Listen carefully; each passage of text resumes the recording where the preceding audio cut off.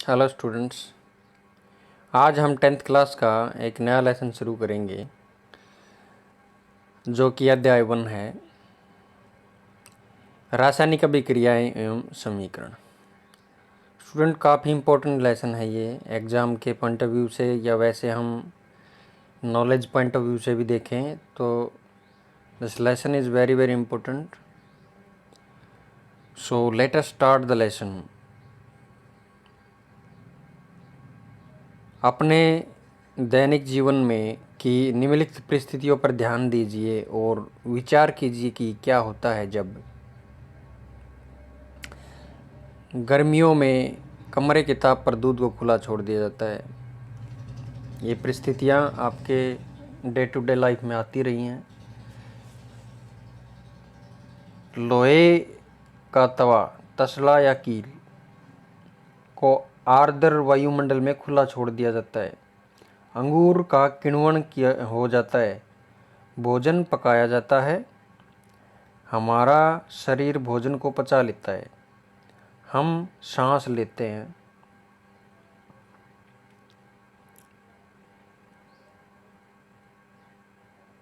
इन सभी क्रियाओं में,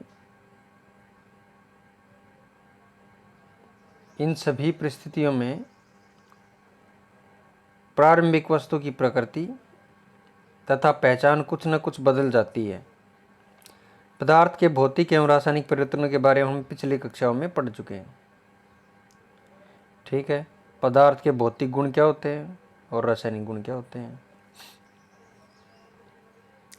जब कोई रासायनिक परिवर्तन होता है तो हम कह सकते हैं कि एक रासायनिक अभिक्रिया हुई है। ठीक है,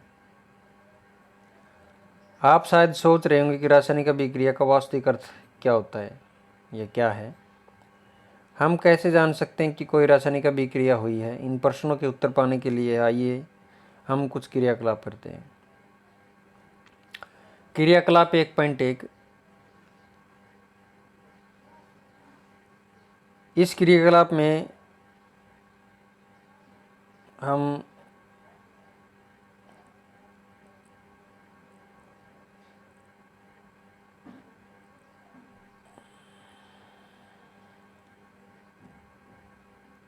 इस क्रियाकलाप में शिक्षक के सहयोग की आवश्यकता है।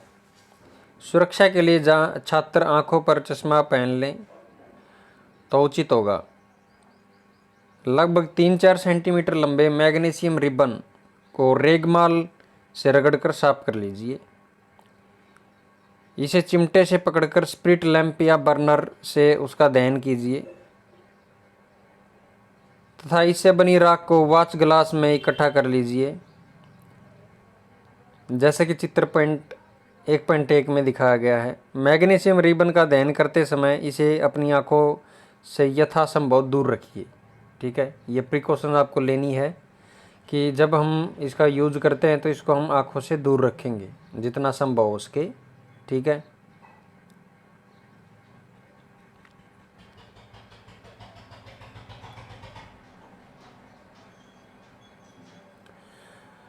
आपने देखा कि चमकदार श्वेत लोह के साथ मैग्नीशियम रिबन का दहन होता है और यह श्वेत चूर्ण में परिवर्तित हो जाता है। यह मैग्नीशियम ऑक्साइड का चूर्ण है। अब जब हम मैग्नीशियम को जलाएंगे, जब हम मैग्नीशियम को जलाते हैं Mg+O2, ठीक है, ये ऑक्सीडेशन है, उपचयन जिसको हम कहते हैं हिंदी में। तो इसमें मैग्नीशियम ऑक्साइड बनेगा MgO। इस रिएक्शन को हम बैलेंस करेंगे, 2 से यहाँ मल्टीप्लाई कर देंगे तो ये बन जाएगा आपके पास 2MgO। ठीक है, मैं कलर को चेंज कर लेता हूँ, मार्कर का जो कलर है वो। तो ऑक्सीजन की उपस्थिति और मैग्नीशियम के बीच जो है अभिक्रिया के कारण क्या बनता है, मैग्नीशियम ऑक्साइड बनेगा MgO। एक प्रखनली में लेड, जिसको हम शीशा कहते हैं, जिसका सिंबल क्या होता है Pb, capital P small b, nitrate का घोल लीजिए। अब PbNO3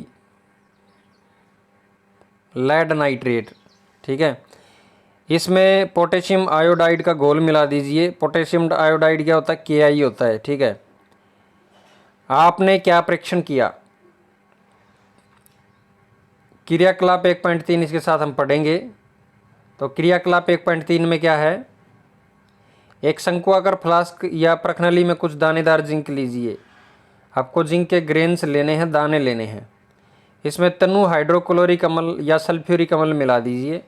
हाइड्रोक्लोरिक अम्ल होता है HCl और सल्फ्यूरिक अम्ल होता है H2SO4। ध्यान रहे आपने H2SO4 तनु मिलाना है। तनु तनु का मतलब होता है कंसंट्रेटेड प्योर। चित्र 1.2, सावधानी क्या बरतनी इसमें, अमल का इस्तेमाल सावधानी से कीजिए, क्योंकि कई बार क्या होता है कि अमल जो है उसके छींटे लग जाते हैं तो आपके कपड़े जो हैं वो जल सकते हैं या चेहरे को नुकसान हो सकता है। क्या जस्ते के दोनों के आसपास कुछ दिखाई दे रहा है? शंक्वाकार फ्लास्क या प्रखनली को स्पर्श कीजिए। क्या इसके तापमान में कोई परिवर्तन हुआ? अब हम देखेंगे कि तापमान में भी कोई परिवर्तन नहीं, क्या ये गर्म हो जाता है? ऊपर दिए गए तीनों क्रियाकलापों के आधार पर हम कह सकते हैं कि निम्न किसी भी प्रेक्षण की सहायता से हम निर्धारित कर सकते हैं कि एक रासायनिक क्रिया हुई है।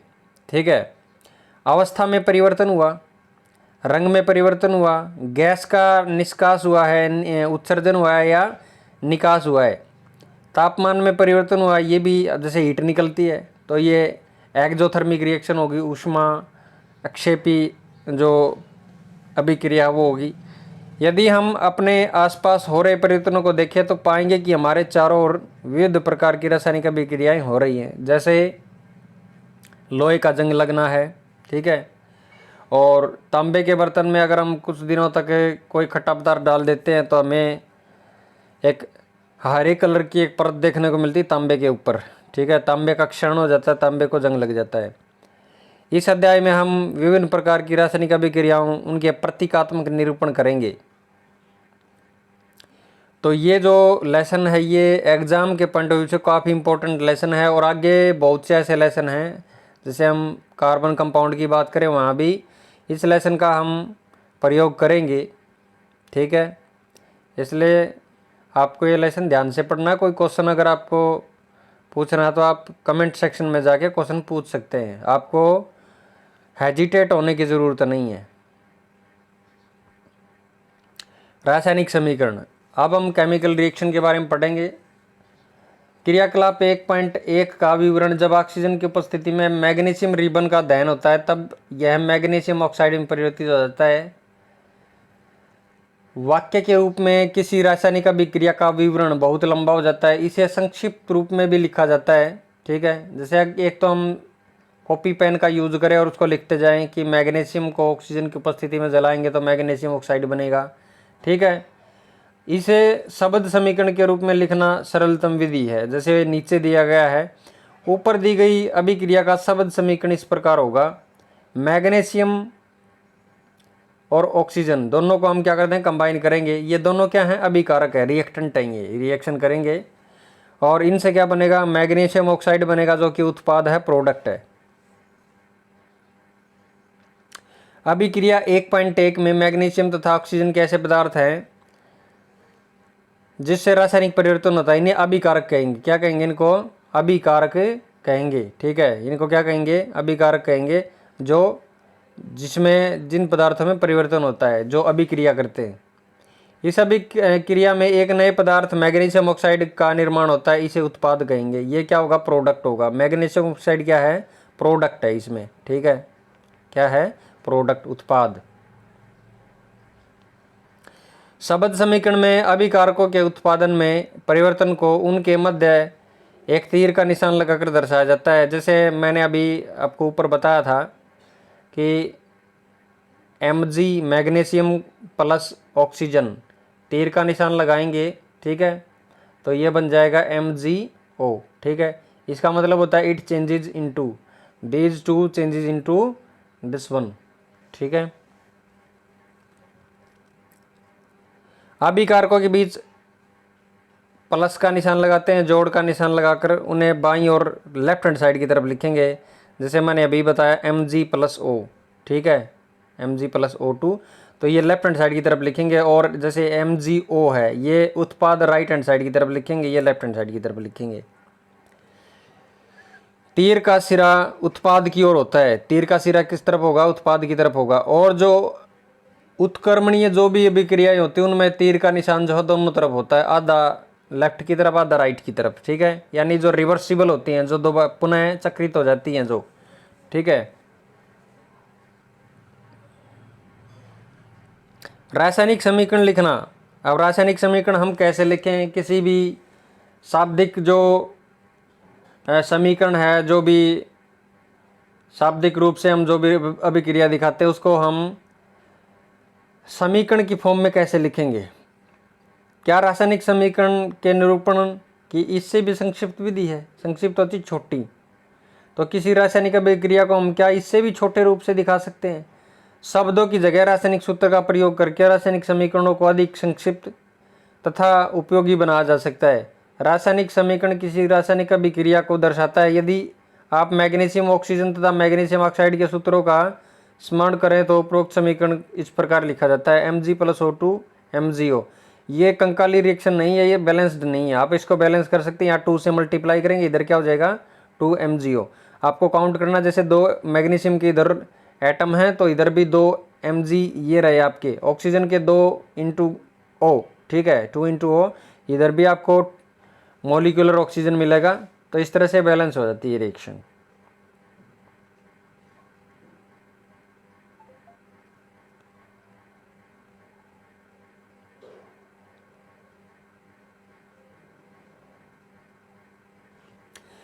तीर के निशान के बाईं और दाईं ओर के तत्वों के परमाणुओं की संख्या गिनती कर उनकी तुलना करें।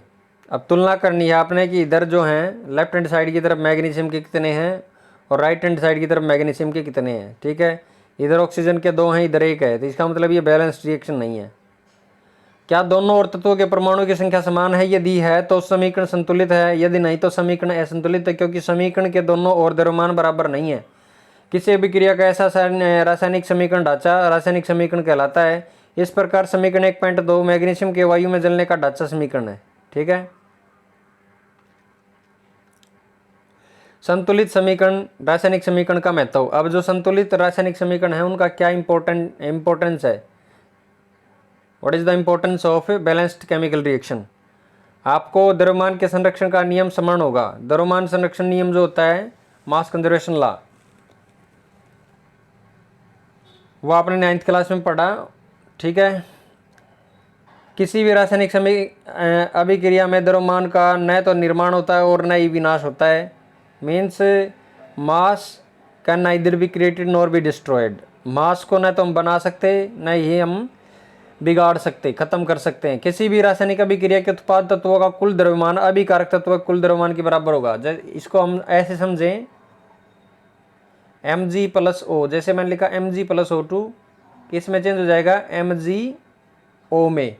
तो अब आप क्या करेंगे, मैग्नीशियम का एटॉमिक मास परमाणु द्रव्यमान, ऑक्सीजन O2 का परमाणु द्रव्यमान, ठीक है। और इधर भी ऐसे ही हम इनका लेंगे, MgO मैग्नीशियम ऑक्साइड का मोलिकुलर जो वेट है वो भी हम लेके चलेंगे। तो Mg जो है ये, जैसे इसका द्रव्यमान होता है 24, ठीक है, कितना होता है 24, 12 नंबर पे ये आता है। और ऑक्सीजन का होता है, जैसे ऑक्सीजन को हम लिखते हैं 8, 16, तो 16 क्या है इसका द्रव्यमान है, परमाणु द्रव्यमान। अब ऑक्सीजन के क्योंकि यहाँ पर 2 हैं O2, तो 16 दूनी कितना हो गया 32, तो 24 + 32 कितना हो गया, 24 + 32 कितना हो गया 56 हो गया, 56 हो गया। इधर भी ये 56 ही होना चाहिए, ठीक है। राइट हैंड साइड की तरफ ये 56 होगा तो ये रिएक्शन जो होगी बैलेंस्ड होगी, अदरवाइज ये इम्बैलेंस्ड होगी, ठीक है। तो MgO, अब देखिए यहाँ पे MgO, Mg है 24 और ऑक्सीजन है कितना 16, कितना हो गया 24 और 16 कितना हो गया 40 हो गया, ठीक है। तो इधर ये 40 बन रहा है और इधर कितना बन रहा है 56, तो इसको आपने बैलेंस करना है, ठीक है। तो 40 इधर तो कितना हो गया आपका 56 हो गया लेफ्ट हैंड साइड की तरफ, और उधर हो गया 40, ठीक है। तो 40 और 56 जो हैं ये इक्वल नहीं है। आप देखते हैं इनको कि 56 और जो 40 हैं वो बराबर नहीं है, दीज आर नॉट इक्वल। तो इनको इक्वल कैसे करेंगे हम? इनको इक्वल करने के लिए हम क्या करेंगे, इस रिएक्शन को बैलेंस करेंगे। ठीक है, तो बैलेंस करने का तरीका जो है आगे सीखेंगे हम इसी लेसन में, कैसे इसको बैलेंस किया जाता है। दूसरे शब्दों में, रासायनिक अभिक्रिया के पहले तथा उसके पश्चात प्रत्येक तत्व के परमाणु की संख्या समान रहती है, इसलिए हमें कंकाली समीकरण को संतुलित करना आवश्यक है। क्या रासायनिक समीकरण संतुलित है? 1.2 जो ऊपर बताई गई है, क्या ये संतुलित है? तो ये भी हम देखेंगे अभी। इसको क्या ये संतुलित मान सकते हैं 1.2 को हम? इसको तो इसको हम नहीं मान सकते, क्योंकि मैंने आपको बताया कि दोनों तरफ जो है परमाणु की संख्या जो है, अलग अलग टाइप के जो परमाणु हैं वो उनकी संख्या बराबर नहीं है। तो संख्या बराबर करने के बाद ये समीकरण जो है ये बैलेंस हो जाएगी, संतुलित हो जाएगी। क्रियाकलाप 1.3 के शब्द समीकरण को इस प्रकार दर्शाया जाता है, जिसमें हमने जिंक और सल्फ्यूरिक एसिड को लिया था। तो जिंक प्लस सल्फ्यूरिक अम्ल, जिंक सल्फेट बनेगा, हाइड्रोजन गैस इसमें निकल जाएगी। ठीक है, उपरोक्त शब्द समीकरण को निम्नलिखित रासायनिक समीकरण से दर्शाया जाता है। Zinc plus H2SO4 ZnSO4 plus H2। अब देखिए इसमें इधर जिंक 1 है और इधर भी आपको दिखाई दे रहा है ये जिंक 1 है। सल्फेट यहाँ पर भी SO4 1 है, इधर भी SO4 है, हाइड्रोजन भी आपको दिखाई दे रहा है, H2 इधर भी है। तो इसका मतलब ये क्या हो गई, बैलेंस्ड हो गई। ठीक है, तो इस तरह से आप देख सकते हैं। अगर बैलेंस नहीं है तो आप बैलेंस करना सीखें। आइए समीकरण 1.3 में तीर के निशान के दोनों तरफ परमाणु के तत्वों के परमाणुओं की संख्या की तुलना करते हैं हम। अब हम तुलना करेंगे इस रिएक्शन में तत्वों की तुलना करेंगे। जिंक का जो है लेफ्ट हैंड साइड की तरफ कितने हैं, 1 है जिंक। हाइड्रोजन के कितने हैं, 2 हैं। सल्फर के कितने, 1 है। ऑक्सीजन के कितने हैं, 4 हैं। राइट हैंड साइड की तरफ देखो, जिंक 1 है, हाइड्रोजन 2 हैं, सल्फर 1 है, ऑक्सीजन के 4 हैं। तो यहाँ देख रहे हैं हम कि लेफ्ट हैंड साइड और राइट हैंड साइड की तरफ जो डिफरेंट टाइप के, अलग अलग टाइप के, भिन्न भिन्न प्रकार के जो परमाणु हैं उनकी संख्या बराबर 1 1, ठीक है, 2 2, 1 1, 4 4, इस तरह से हम देख रहे हैं। समीकरण 1.3 में तीर के निशान के दोनों ओर के परमाणु तत्वों की संख्या समान है, इसलिए यह एक संतुलित रासायनिक समीकरण है। ठीक है, क्योंकि तत्व दोनों तरफ बराबर हो गए, right and left hand side की तरफ जो अभिकारक हैं और उत्पाद हैं उनमें परमाणु की संख्या क्या हो गई, बराबर हो गई। तो ऐसे समीकरण को हम क्या कहेंगे, संतुलित समीकरण कहेंगे। ठीक है, अगर आपको इस टेबल से रिलेटेड कोई प्रॉब्लम है या इन समीकरण में कोई समस्या आ रही तो आप कमेंट सेक्शन में जाके आप हमसे पूछ सकते हैं। ठीक है, आपके क्वेश्चंस का आंसर दिया जाएगा डेफिनेटली। चरण 1, अब देखिए ऊपर पढ़ते हैं। अब हम एक निम्नलिखित रासायनिक समीकरण को संतुलित करने का प्रयास करते हैं। Let us try to balance the chemical reaction given below. Fe plus H2O Fe3O4H2, इसका पहला चरण देखिए। अब पहले चरण में क्या करना है आपने, रासायनिक समीकरण को संतुलित करने के लिए सबसे पहले प्रत्येक सूत्र के चारों ओर एक बॉक्स बना लीजिए, जैसे ये बना रखे हैं इधर। ठीक है, ये बॉक्स आपको बनाने हैं, इसके इसके इसके ये चारों जो हैं, जितने जो प्रोडक्ट हैं और उत्पाद हैं, ठीक है, सॉरी अभिकारक और उत्पाद हैं इन दोनों के, तो इस तरह से आपने बॉक्स बनाने हैं। ठीक है, बॉक्स बनाने के बाद चरण 2 क्या कहता है, असंतुलित समीकरण 1.5, जो ऊपर 1.5 दी हुई है ये वाली, इसमें उपस्थित विभिन्न तत्वों के परमाणु की संख्या की सूची बना लीजिए। जैसे अगर हम लेफ्ट हैंड साइड की तरफ देखें तो कितने आयरन के कितने हैं, Fe के कितने हैं, 1 हैं। हाइड्रोजन के कितने हैं, 2 हैं। ठीक है, ऑक्सीजन के कितने हैं, 1 हैं।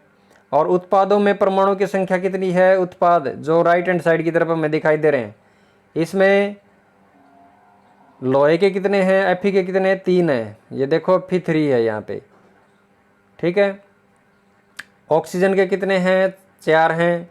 हाइड्रोजन के कितने हैं, 2 हैं। ठीक है, अब आप देखो अंतर इनमें, तो अंतर आपको साफ नजर आ रहा है कि दोनों तरफ जो परमाणु की संख्या है हाइड्रोजन की, आयरन की और ऑक्सीजन की, वो बराबर नहीं है। इसका मतलब दी गई जो समीकरण है ये वाली समीकरण ये बैलेंस नहीं है, ये संतुलित नहीं, इसको संतुलित करेंगे।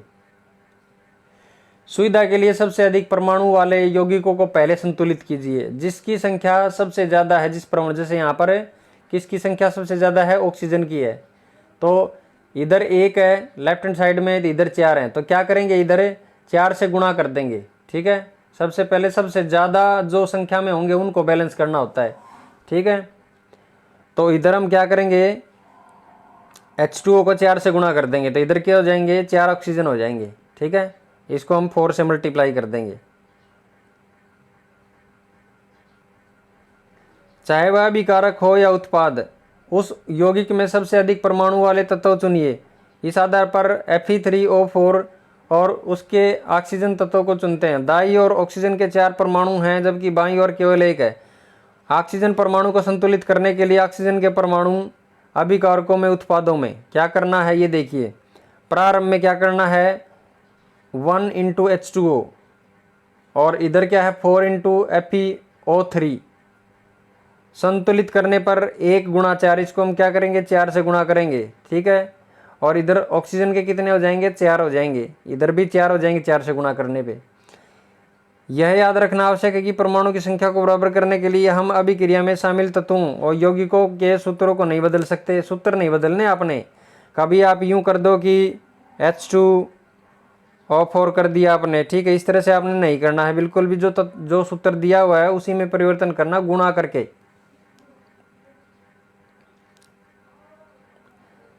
जैसे कि ऑक्सीजन परमाणु को संतुलित करने के लिए 4 गुणांक लगाकर 4H2O लिख सकते हैं, लेकिन H2O4 नहीं लिख सकते। या फिर H2O ब्रैकेट 4 गुणा, इसके बेस पे 4 पुट करेंगे तो ये 4 गुणा हो जाएगा, ऐसे नहीं लिख सकते हम। ठीक है, तो ये जो तरीका है ये गलत है, इस तरह नहीं करना आपने। आंशिक रूप से संतुलित समीकरण अब इस प्रकार होगा। कैसे होगा, अब हम 4 से हमने गुणा कर दी, तो ये 4 जो है यहाँ पर हमने लगा दिया। ठीक है, तो ये आंशिक रूप से संतुलित हो गया, क्योंकि इसमें ऑक्सीजन जो है दोनों तरफ संतुलित है। चरण 4 में क्या करेंगे हम, Fe तथा H परमाणु अब भी संतुलित नहीं है, क्योंकि हम देखें इधर इसमें इधर 2 हाइड्रोजन हैं, इधर कितने हो गए, 4 दूनी 8 हो गए, ये 8 हो गए हाइड्रोजन। ठीक है, तो इधर क्या करेंगे हम, 4 से गुणा कर देंगे, अब इसको 4H2O हो जाएगा, तो इधर ये 8 हाइड्रोजन हो जाएंगे, इधर 8 हो जाएंगे हाइड्रोजन के, दोनों तरफ बैलेंस हो जाएगा। ठीक है, हाइड्रोजन परमाणु को बराबर करने के लिए दाईं ओर परमाणु संख्या को 4 कर देते हैं। दाईं ओर 16 हाथ की तरफ, राइट हैंड साइड की तरफ हम क्या करेंगे, 4 से गुणा कर देंगे। ये 4 से हमने गुणा कर दिया, तो इधर जैसे 8 था, 4H2 कितना हो गया, 8 हो गया, तो इधर 2 से गुणा करने के बाद, 4 से गुणा करने के बाद कितना हो जाएगा, 8 हो जाएगा, तो ये H2 भी बैलेंस हो गया, H भी बैलेंस हो गया। समीकरण इस प्रकार होगा, Fe + 4H2O, Fe3O4 4H2। अब ये देखो यहाँ पर ये हाइड्रोजन बैलेंस हो गया, इधर भी हो गया। ठीक है, अब हमारे पास रह गया केवल और केवल आयरन Fe। ठीक है, तो Fe इधर कितना है, 3 है। ठीक है, तो इधर हम क्या करेंगे, इसको चौथे 5वें चरण में इसको 3 से गुणा कर देंगे। ऊपर दिए गए समीकरण की जांच कीजिए, तीसरा तत्व चुन लीजिए जो अब तक असंतुलित है। आप पाएंगे कि केवल लोहे का एक ही तत्व है जिसे संतुलित करना शेष है। ठीक है, लोहा आयरन के परमाणु प्रारंभ में कितने हैं, 1 हैं जो अभी कारकों में हैं, और उत्पादों में कितने हैं, Fe3 यानी 3 हैं यहाँ। ठीक है, तो संतुलित करने के लिए क्या करेंगे, अभी कारकों में हम इसको 3 से गुणा कर देंगे, 3Fe हो जाएगा इधर। ठीक है, तो इस तरह से हम देखेंगे कि दोनों अभिकारक और उत्पादों में जो परमाणु की संख्या है आयरन की, लोहे की, वो क्या हो जाएगी, बराबर हो जाएगी। तो 3-4 चरणों में हमने ये समीकरण जो है पूरी तरह से बैलेंस कर दी। हर समीकरण को आप इसी तरीके से बैलेंस कर सकते हैं। ठीक है, समीकरण बैलेंस करने का 1 क्वेश्चन या 2 क्वेश्चन आपके एग्जाम में जरूर आएंगे, पक्के आएंगे, इसलिए आप इसको करना सीखें। कोई समस्या आपको आती है तो आप कमेंट सेक्शन में जाके हमसे दोबारा पूछ सकते हैं। ठीक है, तो एक नया वीडियो बना के आपके क्वेश्चंस का जो है सॉल्यूशन किया जाएगा। अंत में इस संतुलित समीकरण की जांच के लिए हम समीकरण के दोनों और तत्वों के परमाणु की संख्या को परिकलित करते हैं। 3Fe + 4H2 changes into Fe3O4 + 4H2 संतुलित समीकरण हो गई। अब ये वाली समीकरण क्या है, संतुलित है। ठीक है, समीकरण 1.9 में दोनों ओर के तत्वों की परमाणु संख्या बराबर है, अतः यह समीकरण अब संतुलित है। रासायनिक समीकरणों को संतुलित करने के इस विधि को हम क्या कहते हैं? हीट एंड ट्रायल विधि कहते हैं। Heat and trial. हम कोई चीज़ लिख देते हैं और उसके ऊपर ट्रायल देखते हैं कि ये सही हुआ या नहीं हुआ। अगर वो सही नहीं तो फिर हम आगे किसी और संख्या से मल्टीप्लाई करते हैं या डिवाइड करते हैं। ठीक है, इस तरह का जो प्रक्रम है उसको हम बार बार रिपीट करते हैं, तो इसको हम हीट एंड ट्रायल मेथड कहते हैं। क्योंकि सबसे छोटी पूर्णांक संख्या के गुणांक का उपयोग करके समीकरण को संतुलित करने का प्रयत्न किया जाता है, हीटिंग की जाती है। ठीक है, और ट्रायल होता है। अगर वो ठीक हो गया तो बहुत बढ़िया है, नहीं तो हम फिर दोबारा ट्रायल करते हैं। चरण 7, भौतिक अवस्थाओं के संकेत दिखाना। ऊपर लिखे संतुलित समीकरण 1.9 को सावधानी से जांच कीजिए। क्या इस समीकरण से हमें अभिकारकों तथा उत्पादों की भौतिक अवस्था के बारे में पता लग रहा है? क्या हमें रिएक्शन को देख के पता लग जाता है कि कौन सा सॉलिड है, कौन सा गैस है, कौन सा लिक्विड है? ठीक है, कौन सा ठोस है, कौन सा द्रव्य है, कौन सा है गैस? ठीक है, तो इन चीज़ों का भी पता हमें समीकरण से लगना चाहिए। ठीक है, रासायनिक समीकरण को अधिक सूचनापूर्ण बनाने के लिए ज़्यादा से ज़्यादा इन्फॉर्मेशन रासायनिक समीकरण से हमें मिले, तो इसके लिए हम क्या करें? अभिकारकों तथा उत्पादों के रासायनिक सूत्र के साथ उनकी भौतिक अवस्था को भी दर्शाया जाता है। अभिकारकों के तथा उत्पादों में गैस, द्रव्य, जलीय तथा ठोस अवस्था को क्रम से G, L, AQ, S।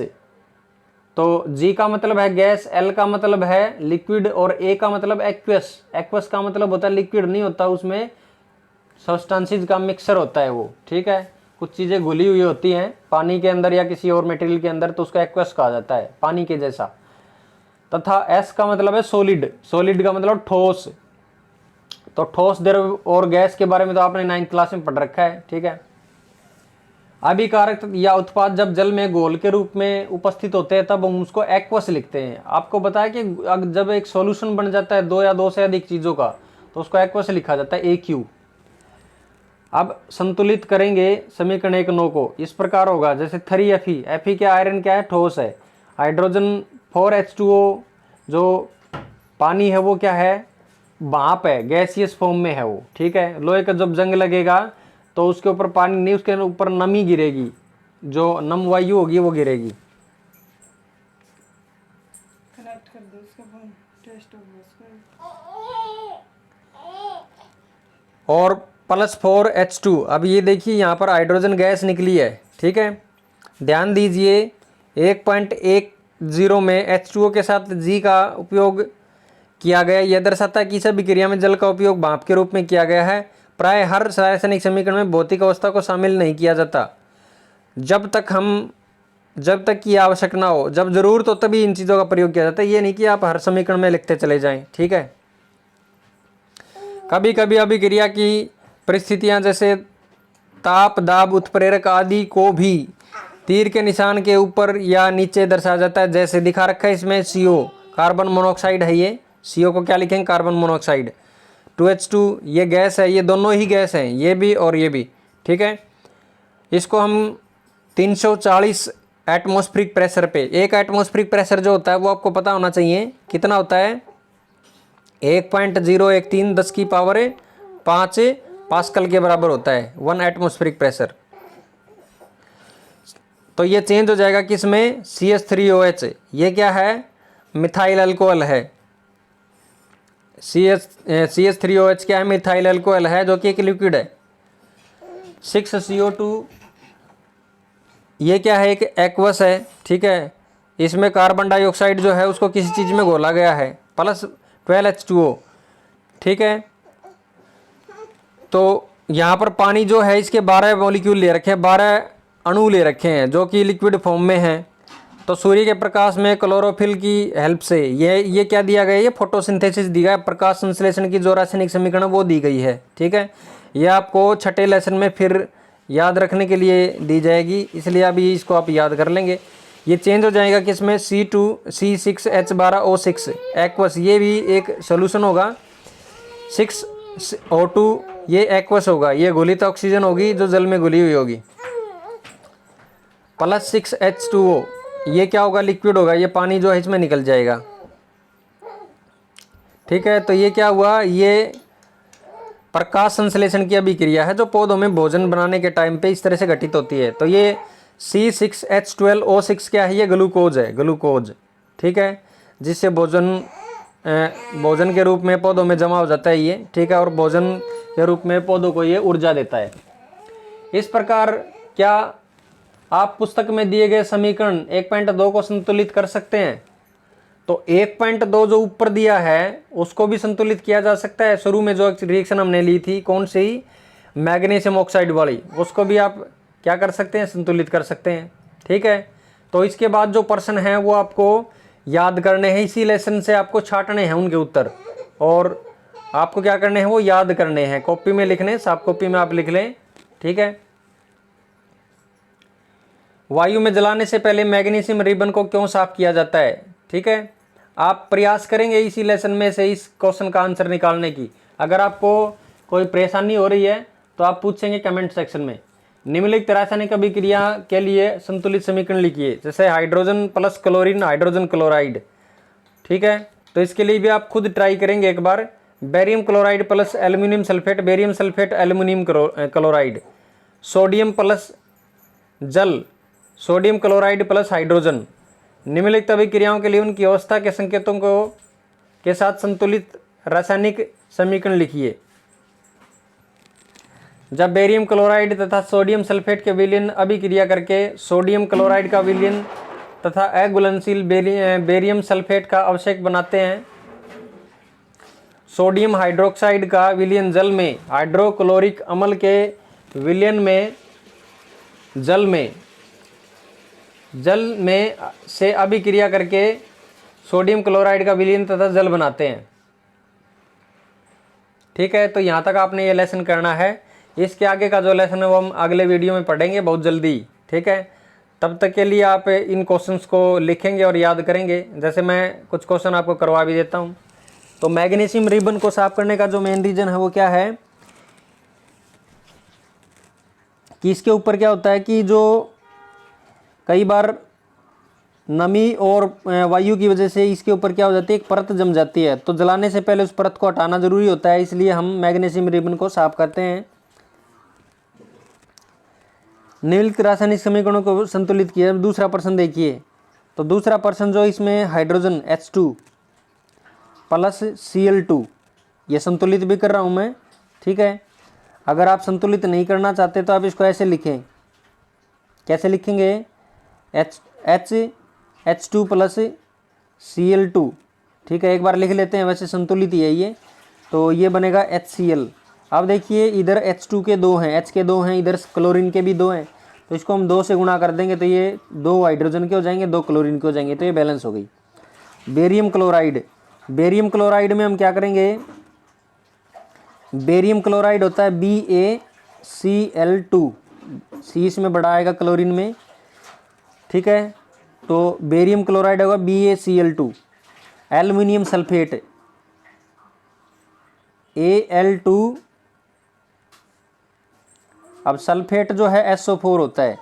ठीक है, तो यहाँ पर देखिए सल्फेट जो है इसमें वैलेंसी होती है 2 की, ये 2 नेगेटिव आयन बनाता है जब इसको डिसोसिएट करते हैं, तो इधर 2 की वैलेंसी हो गई। लेकिन एल्युमिनियम जो है इसकी वैलेंसी कितनी है, 3 है, क्योंकि एल्युमिनियम 13 पे आता है।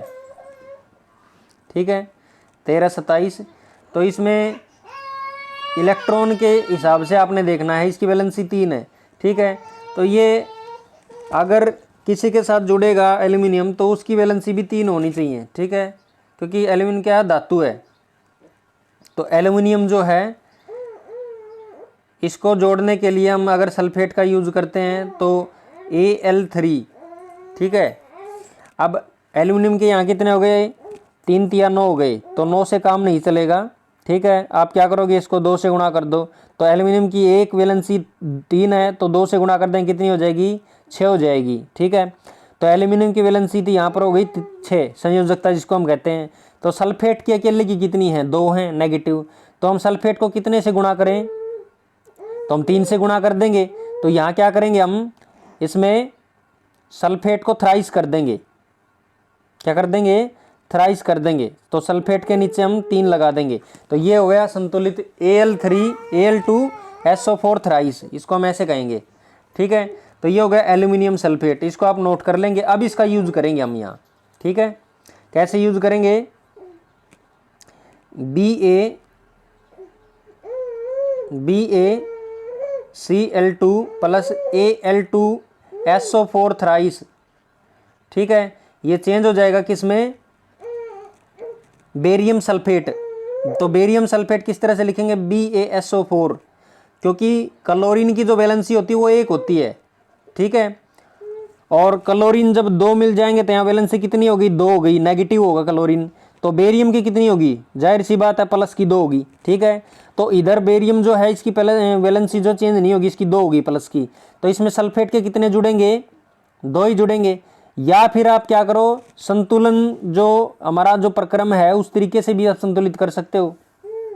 ठीक है, और इसके साथ क्या जुड़ेगा, इसके साथ एल्यूमिनियम क्लोराइड AlCl। ठीक है, इसको फिर बैलेंस करेंगे हम, तो आप उसी तरीके जो ऊपर बताया, आपको पाठ में बताया, उस तरीके से इसको बैलेंस करके देखेंगे, तो ये आ जाएगा AlCl3। आप चेक करेंगे ये आता है या नहीं आता। अगर ये नहीं आता तो आप पूछेंगे कमेंट सेक्शन में जाके, और कैसे आया ये भी आप पूछ सकते हैं कि ये कैसे आ गया। ठीक है, तो ये बैलेंस होगी इस तरह से रिएक्शन, ये वाली जो दूसरी रिएक्शन थी हमारी। अब देखो तीसरी रिएक्शन जो है, इसको बैलेंस करते हैं, सोडियम प्लस जल, सोडियम हाइड्रोक्साइड हाइड्रोजन। सोडियम क्या है, Na है, नेटीरियम जिसको हम बोलते हैं। ठीक है, और इसके साथ हम क्या करेंगे, जल मिला देंगे H2O। ठीक है, और दूसरी साइड में हम क्या लिखेंगे, सोडियम हाइड्रोक्साइड। सोडियम हाइड्रोक्साइड क्या होता है, NaOH। ठीक है, और इसमें हम जोड़ेंगे क्या, हाइड्रोजन जोड़ेंगे। ठीक है, तो अब आप क्या करेंगे, उसी तरीके से इसको भी बैलेंस करेंगे। ठीक है, इधर सोडियम का 1 है, इधर भी 1 है सोडियम का, हाइड्रोजन के 2 हैं, इधर भी 2 हैं, इधर ऑक्सीजन का 1 है। ठीक है, अब देखिए हाइड्रोजन के इधर 1 तो ये रहा और 2 ये हो गए, कितने हो गए, 3 हो गए, और इधर कितने हैं, इधर कितने हैं, 2 हैं, इसका मतलब ये बैलेंस नहीं है। ठीक है, तो हम क्या करेंगे, इधर 3 हैं, अब इधर क्या है, आपके पास 2 हैं, तो हम यहाँ फॉर्मूला नहीं बदल सकते, H3O नहीं लिखेंगे। ठीक है, क्या लिखेंगे, क्या करेंगे, इसको 3 से गुणा कर देंगे। ठीक है, तो ये कितने हो गए, 6 हो गए, हाइड्रोजन के कितने हो गए, 6 हो गए। इधर क्या करेंगे,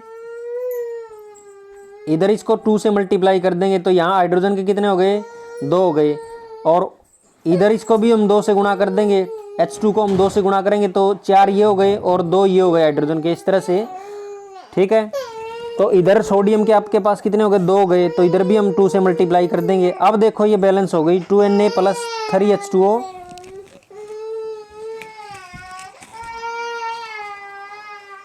ठीक है, तो इस तरह से ये बैलेंस हो गई ये रिएक्शन। करो डॉक्टर।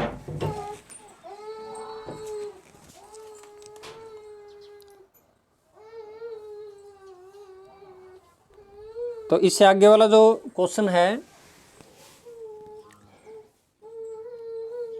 इसमें आपने अवस्थाओं के संकेत लिखने हैं असंतुलित समीकरण की हेल्प से।